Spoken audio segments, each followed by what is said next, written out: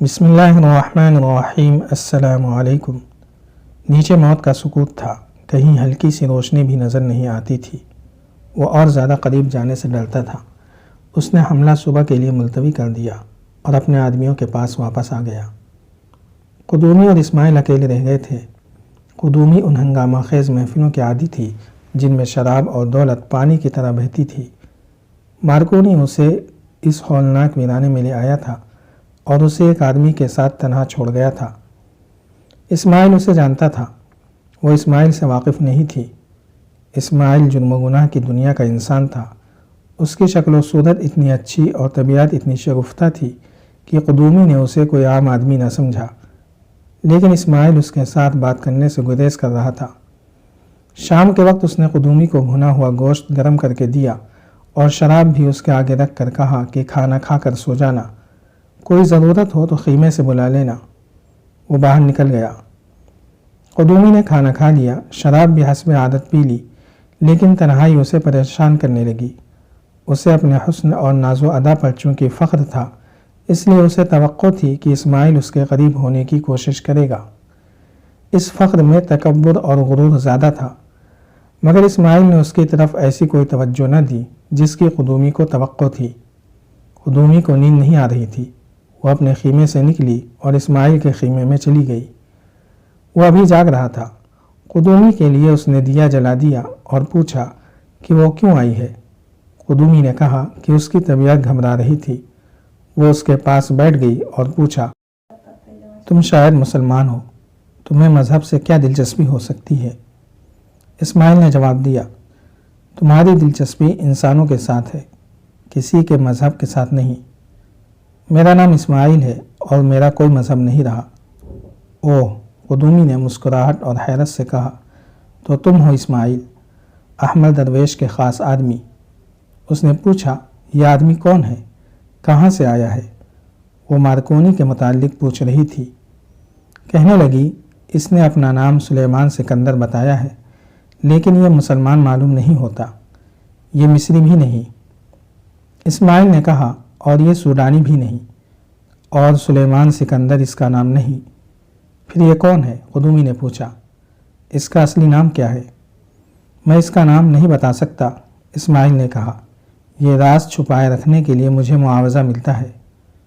تمہیں اس سے کوئی دلچسپی نہیں ہونی چاہیے کہ یہ کون ہے۔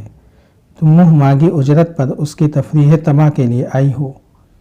یہ تمہارا پیشہ ہے۔ اس نے تمہیں خزانے میں سے کچھ حصہ دینے کا وعدہ کیا ہوگا۔ وہ تو میرا حق ہے، قدومی نے کہا۔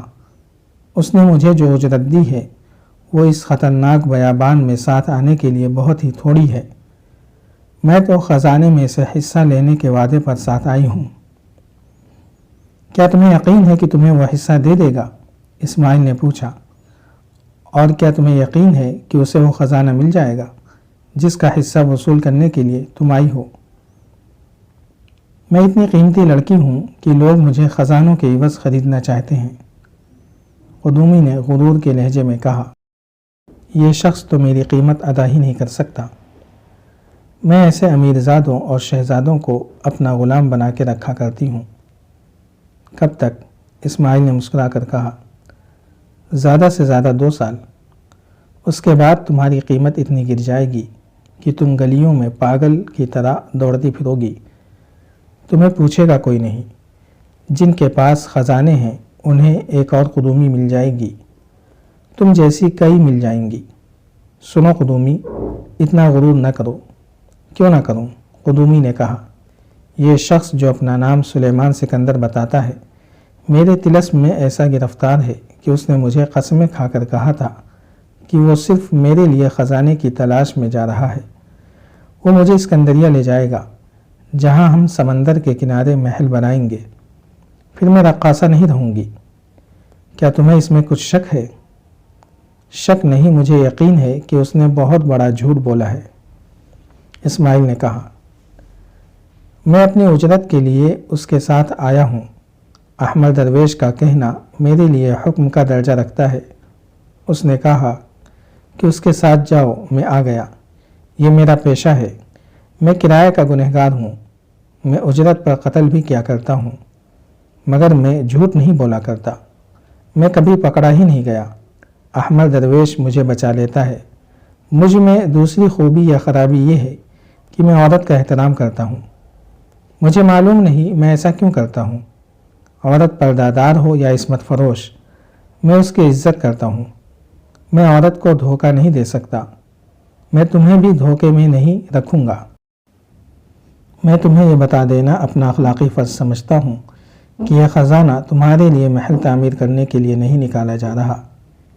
یہ مصر کی جڑیں کاٹنے کے لیے استعمال ہوگا۔ یہاں صلیبی حکومت قائم کی جائے گی، مسجدوں کو گرجے بنایا جائے گا، اور اگر ایسا نہ ہوا تو یہ خزانہ مصر سے باہر چلا جائے گا۔ مجھے معلوم ہے تمہیں مصر کے ساتھ کوئی دلچسپی نہیں، مجھے بھی نہیں۔ ہم دونوں پیشہ ور ہیں، گناہ ہمارا پیشہ ہے۔ میں تمہیں صرف 2 باتیں بتانا چاہتا تھا جو بتا چکا ہوں۔ ایک بار پھر سن لو، تمہارے حسن اور جوانی کی عمر بہت تھوڑی رہ گئی ہے۔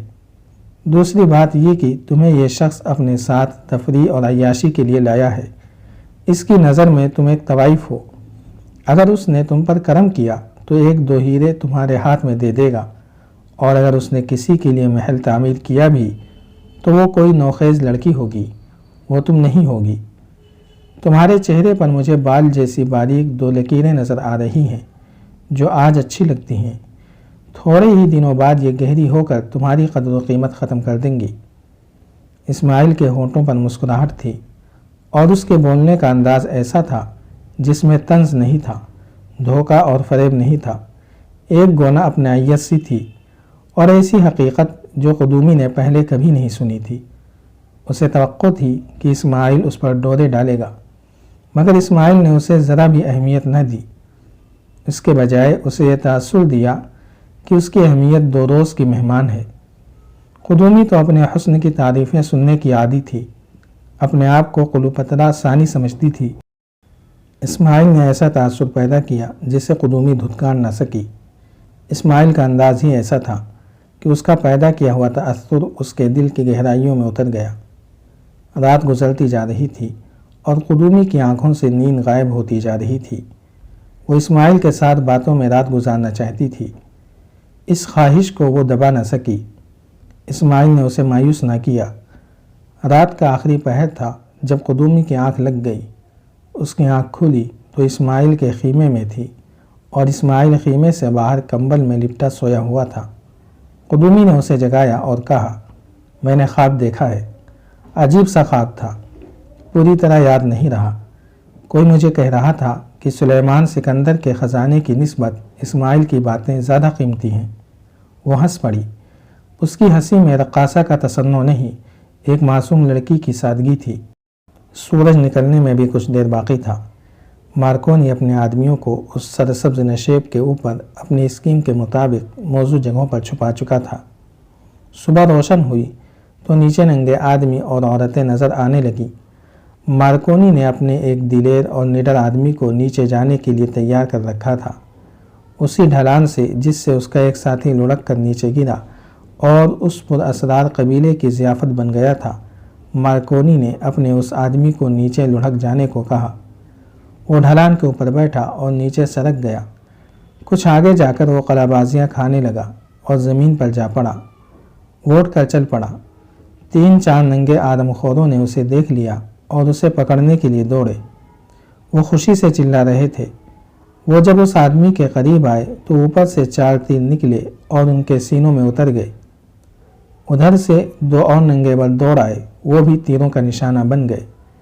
مارکونی نے اوپر ایک چٹان کے ساتھ رسہ بندھوا دیا تھا جسے اس نے ڈھلان سے نیچے پھینک کر اپنے آدمیوں سے کہا کہ اسے پکڑ کر سب ایک دوسرے کے پیچھے نیچے اتر جائیں۔